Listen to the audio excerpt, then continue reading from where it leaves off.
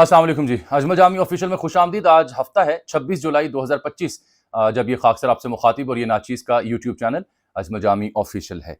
आज 5 बड़ी अहम खबरें हैं। कुछ सियासी खबरें हैं और कुछ फॉलो अप्स हैं। पिंडी में जो कत्ल हुआ सिदरा का, और फिर जो बानो का कत्ल हुआ कोयटा में, वहाँ से भी एक अहम खबर है फॉलो अप में।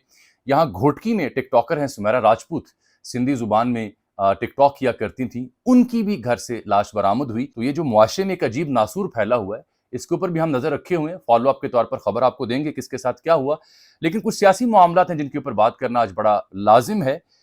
एक तो मैं बात करूंगा जनाब हमाद अजहर साहब के हवाले से। उनके वालिद मोहतरम मियाँ अजहर साहब इंतकाल कर गए चंद रोज पहले। तो अब जबकि वो रूपोश थे, अपने वालिद के इंतकाल के बाद मंजर आम पर आए लाहौर में, तो उनके हवाले से खबर है कि शायद वो पीटीआई छोड़कर नून लीग ज्वाइन कर सकते हैं, उन पर दबाव है।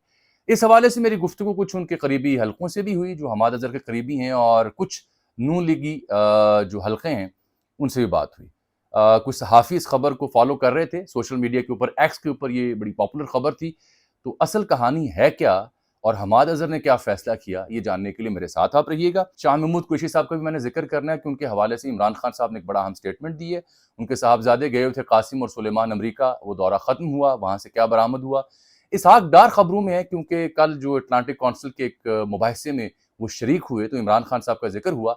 वहां डॉक्टर आफिया सिद्दीकी का जिस तरह से उन्होंने पैरेलल ड्रॉ किया, उसके ऊपर बड़ी तनकीद हो रही है। तो ये वो मामला थे जिसके ऊपर मैंने बात करनी है, और बिलखुसूस पीटीए की जो एहतजाजी तहरीक, उसमें महमूद खान अचकजई का किरदार क्या होगा। बिलाखिर पीटीआई ने इसका फैसला कर लिया। तो सबसे पहले, और एक फीडबैक भी मेरे पास आया, डॉक्टर इमरान खान साहब हैं, ये सऊदी अरब में होते हैं।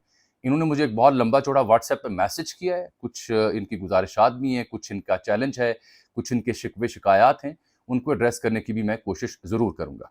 सबसे पहले तो मैं आपको खबर दे दूं जनाब हमाद अजहर साहब के हवाले से। देखिए, इनके जो वालिद मोहतरम हैं, उनका एक सियासत में जो किरदार था, जो कदकाठ था, वो किसी ढका छुपा नहीं है। इस उम्र में भी जब वो इलेक्शन लड़े तो जीत गए। हल्का 129 बनता है लाहौर का, जहाँ से मियां अजहर मरहूम जो हैं वो जीते इलेक्शन इस उम्र में, और 1,03,718 वोट लिए। इनके मुकाबले में हाफिज नोमान थे नून लीग के, जिन्होंने 71,000 सिर्फ वोट लेने में वो कामयाब हुए थे। तो अब उनके इंतकाल के बाद हमाद अजहर साहब ने अपनी रूपोशी ख़त्म की। पहले पंजाब की जिम्मेदारी थी उनके पास, उसके बाद आलिया हमजा को जिम्मेदारी दी गई, पंजाब के चीफ ऑर्गेनाइजर वो बनी पीटीआई में। तो हमाद अजहर साहब जब से मंजर आम पर आए, तो आपने देखा होगा कि पाकिस्तानी सियासत में जितनी भी तलखी हो, जितनी भी सियासत में बुराइयां हों, लेकिन हमने देखा कि हमाद अजहर साहब का चूंकि उनके वालिद का नून लीग से ताल्लुक रहा, काफ लीग से रहा, हर दौर की इस्टेब्लिशमेंट और हर सियासी जमात से उनका एक अपना ताल्लुक था, वफादार इंसान थे। तो उनके इंतकाल के बाद तमाम सियासी जो रहनुमा हैं, regardless of any political affiliation, वो उनके घर पहुंचे, ताज़ियत की।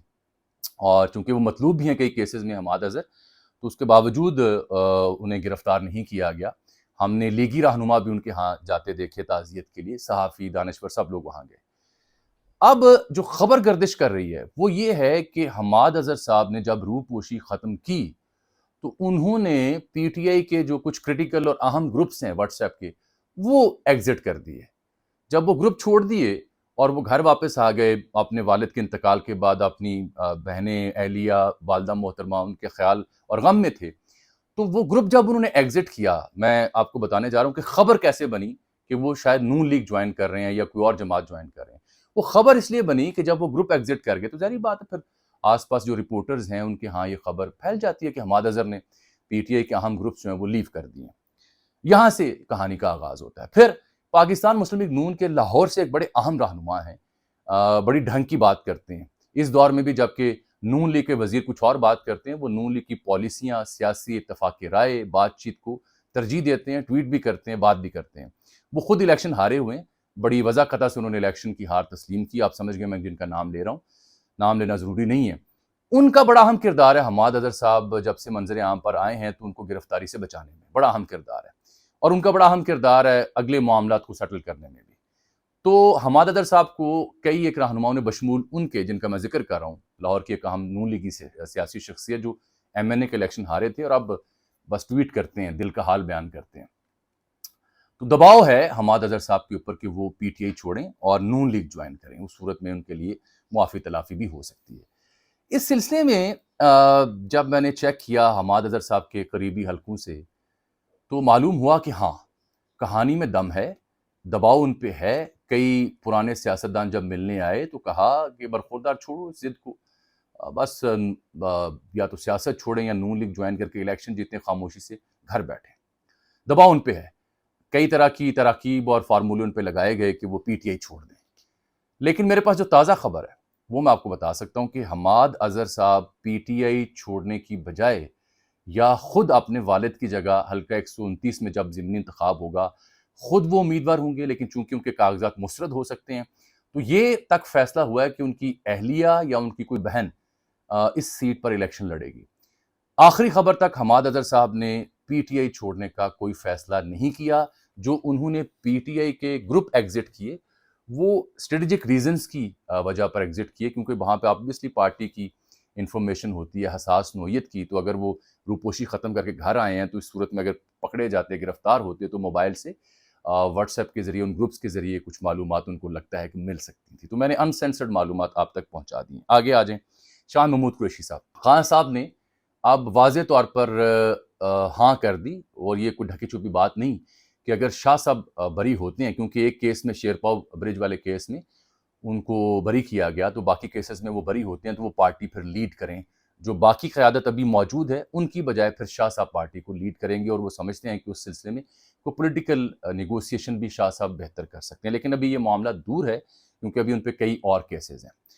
تیسری خبر بھی مجھ سے لے لیں، جو پی ٹی آئی نے احتجاج کرنا ہے، محمود خان اچکزئی کے اوپر اتفاق کیا گیا کہ تحریک تحفظ آئین پاکستان کا پلیٹ فارم ہوگا۔ صوبائی صدور جو ہے پی ٹی آئی کے، چاہے وہ عالیہ حمزہ ہوں یا جنید اکبر ہوں، ان لوگوں نے فیصلہ کیا کہ ہم ان کے ساتھ پیچھے لگیں گے، یہ ہماری قیادت کریں گے، تاکہ جو دستیاب قیادت ہے نا، وہ بیرسٹر گوہر یا دیگر جن کے اوپر ورکر سپورٹر کو اعتماد نہیں ہوتا، ان کے چونکہ کندھے تھوڑے سے ورکرز کو لگتا ہے کمزور ہیں، تو اچکزئی صاحب آگے ہوں پیچھے ہم ہوں، تو پھر ہم اس میں معاملے کو آگے لے کر چلیں گے۔ یہ تیسری خبر ہوگی۔ چوتھی جو خبر ہے وہ جڑی ہے اسحاق ڈار صاحب کے حوالے سے، جو امریکہ گئے ہوئے، اٹلانٹک کونسل کے ایک مباحثے میں بھی وہ شریک گفتگو تھے، وہاں پہ عمران خان صاحب کے حوالے سے سوال ہوا کہ ان کو جو ٹرائل کیا جا رہا ہے اس کے اوپر سوال اٹھتے ہیں، تو میں نے سینیٹر مشتاق احمد خان صاحب کی ایک سٹیٹمنٹ پڑھی۔ وہ کہتے ہیں کہ موجودہ حکومت کا عمران خان کے خلاف اپنے سیاسی انتقام کو جواز فراہم کرنے کے لیے ڈاکٹر عافیت صدیقی کے خلاف فراڈ امریکی عدالتی کارروائی کو درست قرار دینا شرمناک حرکت ہے۔ اسحاق ڈار صاحب نے اس مکالمے میں عمران خان کی پروسیکیوشن کو جب ڈسکس کر رہے تھے تو عافیت صدیقی کا ذکر کیا، اور گفتگو سے تاثر یہ گیا تھا کہ ایز اف وہ کہہ رہے ہوں کہ امریکی نظام نے جو سزا دی وہ درست ہے، ہم اس کے اوپر کوئی پروپیگنڈا نہیں کریں، مفہوم یہ کرنے کی کوشش انہوں نے دی، جو کہ پاکستان مسلم لیگ نون کی نواز شریف صاحب کی پالیسی ہو، شہباز شریف کی پالیسی ہو۔ ایک دن پہلے وہ مل بھی رہے ہیں، ایک دن پہلے شہباز شریف صاحب ان کی ہمشیرہ جو ہے ان سے مل رہے ہیں، اور عافیہ صدیقی کا کیس پاکستان کی اسٹیٹ پالیسی رہی ہے۔ تو سینٹر مشتاق جو جماعت اسلامی کے، انہوں نے اسحاق ڈار صاحب کی خوب خبر لی، ان کا جی یہ جو جس طرح سے انہوں نے جواز فراہم کیا عافیہ صدیقی کی سزا کا امریکہ میں، وہ شرمناک حرکت ہے، میں اس کی مذمت کرتا ہوں۔ اسحاق ڈار نے اٹلانٹک کونسل میں خطاب کرتے ہوئے عافیہ صدیقی کی دہائیوں پر محیط ظالمانہ قید کو قانونی طریقہ کار کے تحت درست قرار دیا، تاکہ وہ اپنی حکومت کی جانب سے عمران خان کی غیر قانونی قید کا جواز پیش کریں۔ یہ شہباز حکومت کی جانب سے ناقابل معافی حرکت ہے۔ قانونی طریقہ کار اس چیز کو نہیں کہتے جس میں عافیہ کو بچوں سمیت پاکستان سے اغوا کیا جائے، غیر قانونی طور پر پاکستان اور بین الاقوامی قوانین کو پامال کرتے ہوئے افغانستان اور پھر امریکہ منتقل کیا جائے، عافیہ کے خلاف کوئی گواہ نہ ہو، جھوٹ بولا جائے اور تمام مقدمہ ہی جھوٹ پر مبنی ہو۔ یہ انصاف کی ناکامی ہے۔ اسحاق ڈار صاحب، کیا آپ کو عافیہ کیس کا علم بھی ہے یا نہیں؟ اس کے اوپر لوگوں نے اعتراض کیا ہے کہ ڈار صاحب کی یہ سٹیٹمنٹ غیر ذمہ داری پر مبنی تھی، ان کے اوپر انہیں جواب دینا ہوگا کہ کیسے جسٹیفائی کر سکتے ہیں کہ وہ سزا درست دی گئی عافیہ صدیقی صاحبہ کو۔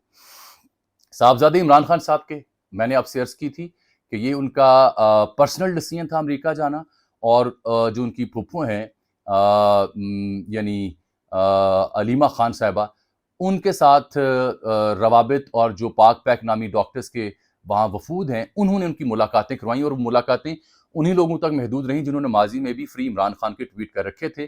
وائٹ ہاؤس یا امریکی انتظامیہ کی اہم شخصیات سے ملاقات نہیں ہو سکی، البتہ آواز بلند ہوئی چند دن ان کا دورہ، ان کی ملاقاتیں ڈسکشن میں ضرور رہیں۔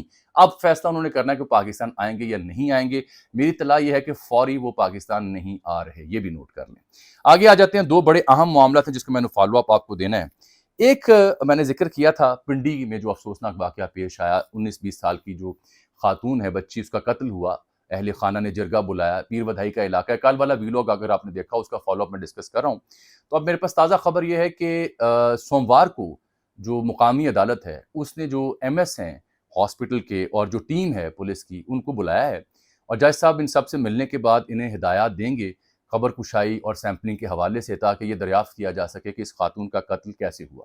کچھ صحافیوں کا یہ دعویٰ ہے ایکس کے اوپر کہ یہ جو جرگہ بیٹھا ضیاء الرحمان نامی شخص ہے نا، جس نے دعویٰ کیا کہ یہ میری بیوی ہے، اس کی ایف آئی آر درج ہوئی اس کی مدعیت میں، اور میں نے کل آپ کو خبر دی تھی کہ پہلے اس بچی کا قتل ہوتا ہے، اس کے بعد اس کے اہل خانہ اس کے خلاف اس کی بازیابی کے لیے درخواست دیتے ہیں، قتل کر کے قبر کا نام و نشان مٹا کر پھر درخواست دیتے ہیں کہ ہماری جو بچی ہے، یہ شخص کہتا ہے کہ میری جو بیوی ہے یہ لاپتہ ہے، فلاں شخص کے ساتھ گئی ہوئی ہے، بازیاب کروایا جائے۔ اپنی طرف سے انہوں نے بڑی شاطرانہ چال چلی تھی۔ تو اب یہ سوموار کو کورٹ نے ہدایات جاری کرنی ہے قبر کشائی اور دیگر معاملات کے حوالے سے، تاکہ علم ہو سکے کہ قتل کب ہوا اور اس کی وجوہات کیا ہیں۔ کچھ صحافیوں کا دعویٰ ہے کہ یہ جو جرگہ بٹھایا گیا تھا پیر ودھائی میں، یہ عصمت اللہ خان نامی کچھ شخص ہیں، ان کا تعلق ہے اس فیملی سے، غالباً ان کی یہ بھتیجی لگتی ہیں مبینہ طور پر، اور ان کا تعلق کسی نون لیگی اہم شخصیت سے بھی ہے۔ اب اس پہ میں نے وہ بات کرنی جو پہلے میں ذکر کیا تھا اپنے انٹروڈکشن میں۔ ڈاکٹر عمران خان صاحب ہیں، ان کا کارڈ جو ہے ویسٹنگ اس کے اوپر لکھا ہے، یہ کنسلٹنٹ کارڈیالوجسٹ ہیں ماشاءاللہ، گلاسکو سے پڑھے ہوئے ہیں، بڑے یعنی کمپیٹنٹ قسم کے ماہر امراض قلب ہیں، المانا ہاسپٹل خبار سعودی عرب میں پریکٹس کرتے ہیں۔ ان کی جو آئیڈینٹیفیکیشن مجھے پتہ چلی، چونکہ انہوں نے مجھے ایک برملا میسج کیا، انہوں نے کہا جی کہ میں نے آپ کا ویلاگ دیکھا جو پنڈی کی خاتون سدرہ کے بارے میں آپ نے کیا، آپ نے کہا کہ یہ پشتون فیملی سے تعلق ہے، ہم جانتے ہیں کہ آپ کی انٹینشنز کیا ہیں۔ ڈاکٹر صاحب میرے پہ الزام لگا رہے ہیں کہ ہم جانتے ہیں کہ اجمل جامی نے جب ذکر کیا اس قتل کا غیرت کے نام پر، تو پشتون فیملی کا ذکر کر کے ان کی انٹینشنز کیا ہیں۔ ڈاکٹر صاحب کو لگتا ہے کہ میں پشتونوں کو بدنام کر رہا ہوں اس ایک واردات کے عوض۔ ڈاکٹر صاحب نے لکھا کہ میں آپ کو چیلنج کرتا ہوں اجمل جامی صاحب کہ 7-8 سال کی ایک لڑکی ماری گئی ٹانک ضلع میں، اور وہاں پہ ان کے والدین نے احتجاج کرتے ہوئے فورسز کی گاڑی پر، بخت بند گاڑی پر لاش رکھ کر احتجاج کیا۔ میرا چیلنج ہے کہ آپ اس واقعے کے اوپر 5 لفظ بولیں۔ ڈاکٹر صاحب میں 5 نہیں 50 لفظ بول چکا ہوں، 500 لفظ بولنے پر بھی تیار ہوں۔ آپ آگے مجھے کہیں گے کہ میں فلاں کو گالی دوں، فلاں کو برا بھلا کہوں، ایسا میں نہیں کر سکتا۔ آپ نے کہا کہ چیلنج ہے فلاں ایشو کو ڈسکس کریں، ٹانک سے خبر ملی کہ ایک بچی کی شہادت ہوئی، اس بچی کے خلاف سیکیورٹی فورسز کے اوپر لوگوں نے غم و غصے کا اظہار کیا۔ ہم تو پہلے دن سے کہتے ہیں کہ جب تک عوام الناس فورسز کے ساتھ نہ ہوں، ان کے تحفظات دور نہ کیے جائیں، دہشت گردی کے خلاف جنگ جو ہے اس میں کامیابی نہیں مل سکتی۔ یہ تو میں بات واضح کر رہا ہوں، لیکن آپ نے جو کہا کہ منفی چیزیں ہائی لائٹ کرتے ہیں آپ پشتونوں کے خلاف، کب کیے جی؟ یہ آپ پڑھے لکھے ڈاکٹر ہیں اور آپ کا لینس جو ہے سوچ سمجھ کا وہ اتنا محدود ہے۔ میں پشتونوں کی عزت کرتا ہوں، میں بلوچ رہنماؤں کی، بلوچ قبائل کی، بلوچ شہریوں کی عزت کرتا ہوں۔ کل کے سدرہ کے ویلاگ میں نے جو ڈیٹا دیا تھا کاروکاری کا اور قتل کا، وہ صوبہ سندھ کا دیا تھا۔ وہاں سے تو مجھے کسی نے کہا آپ سندھ کو بدنام کر رہے ہیں۔ جب میں نے بانوں کی ڈیٹیلز ڈسکس کی تو مجھے تو کسی بلوچ قبیلے نے، میرا ان سے ذاتی تعلق بھی ہے، کسی نے مجھے نہیں کہا کہ آپ بلوچ قبائل کو اور عوام کو بدنام کر رہے ہیں۔ آپ کو خامخواہ سوچ گئی۔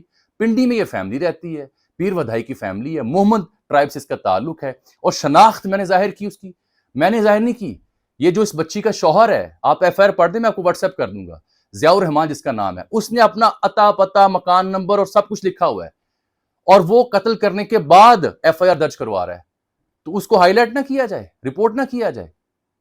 آپ کو کس نے کہا ہے کہ اگر ہم کسی قتل یا کسی واردات کا ذکر کرتے ہیں تو اس کا مطلب یہ ہوتا ہے کہ ہم کسی برادری کو بدنام کر رہے ہیں؟ یہاں حافظ آباد میں جو کچھ ہوا اس کے اوپر ہم نے کھل کے بات کی۔ یہ میں ذکر کرنا چاہوں گا گھوٹکی میں جو ٹک ٹاکر ہے سمیرہ راجپوت، یہ راجپوت برادری سے تعلق ہے اس بچی کا، اس کا قتل ہوا ہے، وہاں پہ لاش گھر سے برآمد ہوئی ہے، ورثاء نے پھر پولیس کو شکایت کی ہے، اور یہ سمیرہ راجپوت بتا رہا ہے ڈان اخبار کے شادی شدہ تھی، بچوں کی ماں تھی، سندھی زبان میں ویڈیو شیئر کرتی تھی، ٹک ٹاک پر ان کے 60,000 فالوور تھے۔ 25 جولائی کو ان کے گھر سے ان کی لاش ملی ہے، اور اس کی لاش جو ہے پھر ہاسپٹل منتقل کی گئی، وہاں بتایا گیا کہ مردہ ہیں۔ ان کے جو شوہر ہیں سابق علی رضا، ان پر قتل کے الزام عائد ہوا ہے، جس کے بعد انہوں نے اس کو گرفتار کیا ہے۔ سمیرہ راجپوت نے چند دن قبل ایک ریکارڈ ویڈیو کہی جس میں وہ سندھی زبان میں اپنے ممکنہ قتل کا ذمہ دار علی رضا کو ٹھہرا رہی ہیں۔ تو ان کا تعلق راجپوت ٹرائب سے ہے، راجپور برادری سے ہے، سندھ سے تعلق ہے۔ یہ میں خبر اگر رپورٹ کروں گا تو کسی میرے سندھی بہن بھائی کو یہ نہیں لگے گا کہ میں سندھ کو بدنام کر رہا ہوں. ڈاکٹر صاحب اگر آپ اتنے پڑھے لکھے ماہر امراض قلب ہیں تو کوئی جگر بھی حوصلہ بھی بڑا کریں. معاشرے کی بری وارداتوں کو رپورٹ کرنا فرض ہے تاکہ لوگوں کو سمجھ آ سکے کہ غیرت کے نام پر قتل جو ہے یہ حل نہیں ہوا کرتے. اگر غیرت کے نام پر قتل حل ہوتے ہیں تو پھر یہ کل جو میں نے ڈیٹا دیا وہ ڈیٹا تو بہت کم ہو جانا چاہیے. تو ہمیں یہ روکنا ہے. دین اسلام کہتا ہے کہ مرضی کے خلاف شادی نہیں کرنی چاہیے, مرضی پوچھنی چاہیے. کمال بات آپ کرتے ہیں, اتنے پڑھے لکھے شخص سے مجھے توقع نہیں تھی. بہرحال جو بلوچستان سے خبر ہے وہ میں بتا دوں کہ ان کی خاتون کی جو بانو کی والدہ ہیں, جان گل میرا خیال ہے ان کا نام تھا, ان کا ڈی این اے سیمپل لے لیا گیا ہے. خاتون کی قبر سے بھی سیمپل لے لیا گیا تھا, وہ پنجاب فرانزک میں بھیج دیا گیا, 2 روز ریمانڈ ہے ان کا, ان کو اس کے بعد جوڈیشل کر دیا گیا. یہ اب تک کی خبر ہے میرے پاس جو میں نے آپ کو ڈیٹیلز شیئر کر دی ہیں. مجھے آج کے لیے آپ اجازت دیجیے. اللہ حافظ.